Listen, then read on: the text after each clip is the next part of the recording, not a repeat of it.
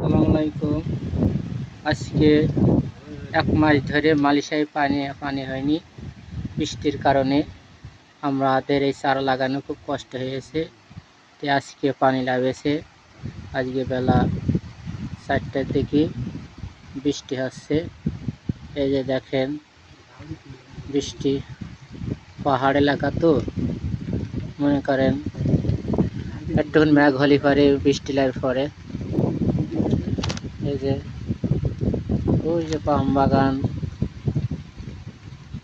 এই যে আমাদের এই মাঠ দেখেন কত সুন্দর একটা জায়গা, সুন্দর সুন্দর দৃশ্য, বড় বড় পাহাড় দেখা যাচ্ছে। আসসালামু আলাইকুম। ওয়ালাইকুম সালাম। আমার ভিডিওটা ভালো লাগলে সবাই লাইক করবেন, শেয়ার করবেন। ভালো থাকেন, সুস্থ থাকেন। আলহামদুলিল্লাহ।